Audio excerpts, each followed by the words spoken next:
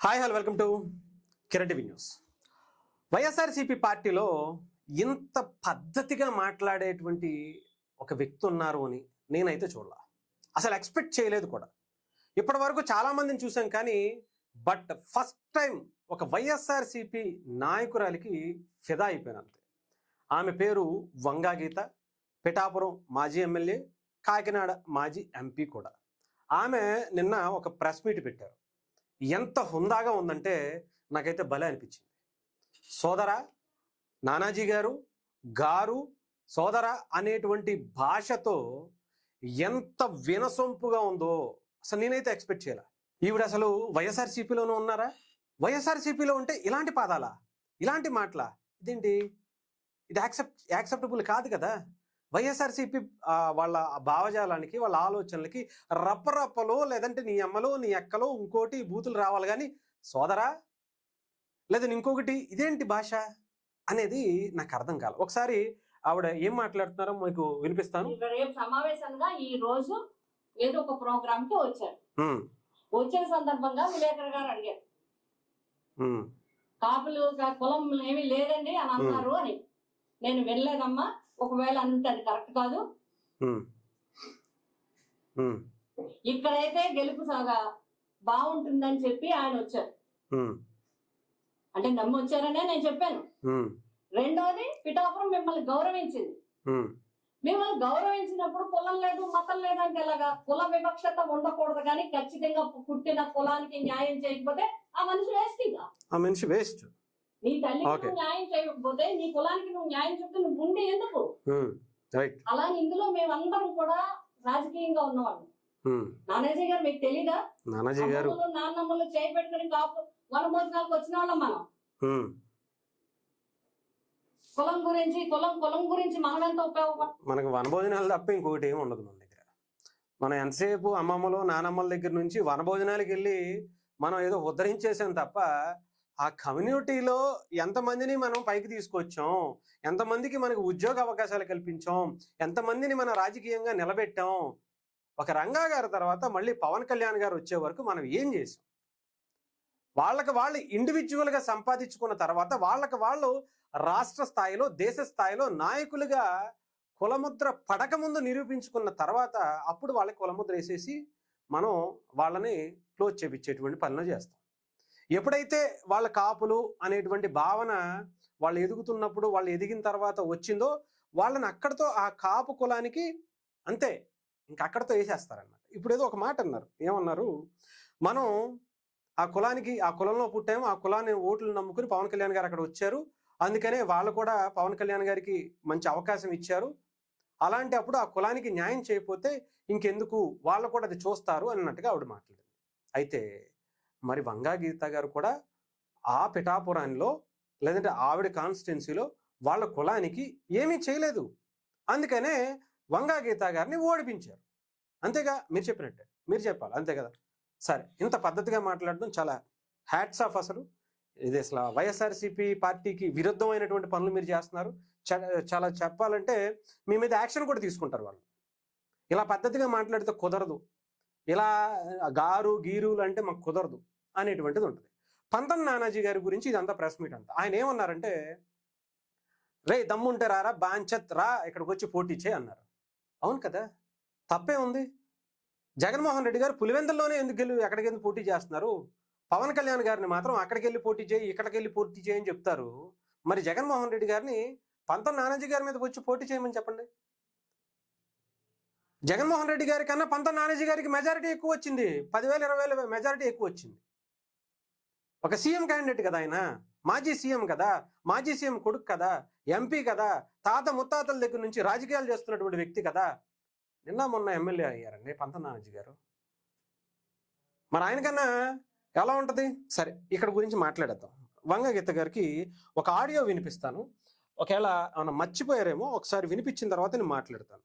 వంగా గీత గారు పవన్ కళ్యాణ్ గారిని ఒక ఆడియో వినిపించి ఆ తర్వాత మాట్లాడదాం. వంగా గీత గారికి ఇది ఒకసారి గుర్తు చేయాలి. ఇక్కడ పంతం నానాజీ గారు అరే ఒరే అంటేనే ఎంత పొడుసుకొచ్చేస్తే మరి ఇక్కడ ఈ మాట నేను క్లియర్గా వినిపిస్తా.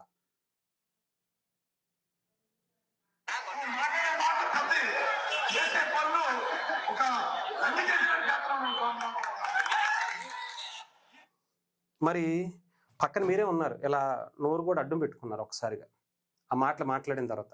అదే కాకినాడకి సంబంధించినటువంటి ఎమ్మెల్యే ద్వారంపూడి చంద్రశేఖర్ రెడ్డి ఒక రౌడీ మాదిరిగా పవన్ కళ్యాణ్ గారిని, ఆయన తల్లిని, మీరు చిరంజీవి గారి గురించి కూడా చాలా గొప్పగా మాట్లాడారు. ఆ చిరంజీవి గారి అభిమానులు ఇప్పుడు ఓట్లు వేశారు అని చెప్పి అప్పుడు మిమ్మల్ని గెలిపించారని చెప్పారు, ఇప్పుడు పవన్ కళ్యాణ్ గారిని కూడా గెలిపించారని చెప్పారు. అదే చిరంజీవి గారి తల్లిని ద్వారంపూడి చంద్రశేఖర్ రెడ్డి అనేటువంటి ఒక రౌడీ, ఒక గూండా నడి రోడ్డు మీద మాట్లాడినప్పుడు పక్కనే ఉంటే లాగొక్కడ ఏం మాట్లాడుతున్నావురా చిరంజీవి గారి తల్లి గురించి, పవన్ కళ్యాణ్ నీకు ఏదన్నా దమ్ము ఉంటే, నీకు చావ ఏమన్నా ఉంటే, చీము నెత్తురు ఉంటే పవన్ కళ్యాణ్తో కొట్లాడు, ఆయన రాజకీయంగా మాట్లాడు, అంతేగాని ఇంట్లో తల్లిని మాట్లాడడం ఏంట్రా అని చెప్పి లాగి 2 పేకాల్సింది పోయి మీరు సైలెంట్గా ఉన్నారే. ఆ రోజు ఒక కాపు మహిళగా మీరు కానీ, లేదా ఒక కాపు మహిళను అలా అవమానిస్తున్నప్పుడు కానీ, వాళ్ళ కుటుంబాన్ని అవమానిస్తున్నప్పుడు కానీ మీరు ఎందుకండి రౌండ్ టేబుల్ సమావేశాలు పెట్టలేదు? అప్పుడు మీకు కాపులు గుర్తు రాలేదా? పవన్ కళ్యాణ్ గారిని, ఆయన కుటుంబాన్ని పోసాని కృష్ణమురళి అనేటువంటి ఒక సైకో ఇష్టానుసారం వాళ్ళ ఇంట్లో ఆడపిల్లల్ని రేపులు చేస్తానన్నప్పుడు మీకు ఏమైపోయారు? బయటకు వచ్చి మాట్లాడలేకపోయారా? అరే తురే అంటేనే మీకు ఇంత పొడుచుకొచ్చేసి ఇంత బాధపడిపోతుంటే మీరు ప్రెస్ మీట్లు పెట్టేస్తుంటే, అమ్మలక్కలను తిట్టినప్పుడు అసలు వాళ్ళ వాళ్ళ వాళ్ళ ఎలా ఉంటారు చెప్పండి? కూర్చోవాలా? మీకు అరే అంటేనే అంత బాధపడిపోతుంటే మరి అమ్మలక్కలను తిట్టినప్పుడు వాళ్ళకి ఎలా ఉండాలి?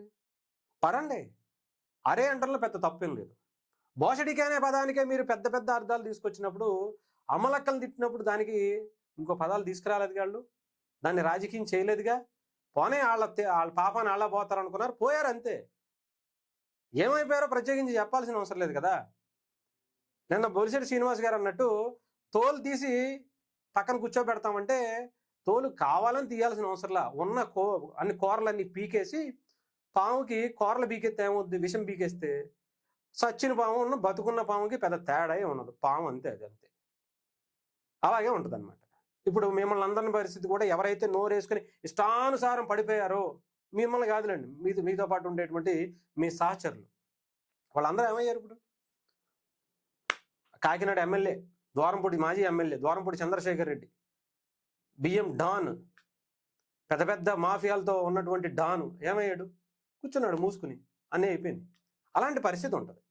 మీరు ఇక్కడ మాట్లాడేది ఏదో ఆ రోజే కనుక మాట్లాడుంటే బాగుండేది. అరే తొరే అనేటువంటి దాని మీద మీరు ఇంత ప్రెస్ మీట్ పెట్టేస్తే ఆ రోజు కూడా ఇలాగే అది తప్పు అనే ఇంత పద్ధతిగా, నేను ఏ పార్టీ అయినా సరే, మా పార్టీలో ఉన్నటువంటి వ్యక్తి అయినా సరే ఇది కరెక్ట్ కాదని బాలినేని శ్రీనివాసరెడ్డి గారి లాగా బయటకు వచ్చి ఒక మాట మాట్లాడుంటే అప్పుడు మిమ్మల్ని గౌరవించేటువంటి పరిస్థితి ఉండేది. డెఫినెట్గా మీరు ఆ సామాజిక వర్గానికి సంబంధించినటువంటి ఒక మహిళగా ఇంత హుందాగా ఆ కుటుంబం మీద ప్రేమ అభిమానాలు ఉన్నాయని చాలా సందర్భాల్లో చెప్తా ఉంటారు చాలామంది. సో దానిని మీరు గౌరవంగా ఉండాలంటే ఆ కుటుంబానికి కూడా మీరు కూడా గౌరవం ఇవ్వాలి. కనీసం ఎవరన్నా ఆ కుటుంబాన్ని తిట్టినప్పుడు కనీసం మీ స్పందన అన్నా ఉండాలి. అలా మాట్లాడకుండా ఉండాల్సింది అని ఒక మాట అన్నా అని ఉంటే బాగుంటుంది. అప్పుడు మీకు రైట్ ఉంటుంది. లేదంటే లేదు. ఆయన ఎప్పటికీ తగ్గట్లా, నానాజీ గారు అయితే ఏమాత్రం తగ్గట్లా. రమ్మని వస్తే వచ్చి చూసుకుందాం, ఇక్కడికి వచ్చి పోటీ చేయమని చెప్పు అని చెప్పి అంటున్నాడు. దానికి సమాధానం చెప్పండి, అంతేగాని ఇవన్నీ కాదు. అర్థమైందా? ప్రెస్ మీట్లు పెట్టేసి ఎవరికి ఎక్కువ వంగగీత గారు ప్రెస్ మీట్ పెడితే వైఎస్ఆర్సీపీ వాళ్ళు ఒక్కళ్ళు కూడా వాళ్ళకి సంబంధించినటువంటి ఏ సోషల్ మీడియా బ్యాచ్ కూడా వేయలేదు. ఎందుకంటే సప్పగా ఉంటే వాళ్ళకి నచ్చదు. చక్కగా అరే తురేలు ఆడు వీడు అని చెప్పి మన కారమూరు వెంకటరెడ్డి గారు ఇష్టానుసారం రెచ్చిపోయారు చూసారా, అలాంటి కావాలంటే ఎలివేషన్స్ ఇచ్చి ఈ కేజీఎఫ్ బీజిఎంలు పెట్టి, యానిమల్ బీజిఎంలు పెట్టి లేపుతారు. మిమ్మల్ని లేపరండి. 100% మిమ్మల్ని ఏమీ వాళ్ళు పట్టించుకోరు. ఇలా సప్పగా గారు సోదర అంటే అసలు వాళ్ళు ఎటువంటి హైప్ మీకు ఇవ్వరు, గుర్తుపెట్టుకోండి.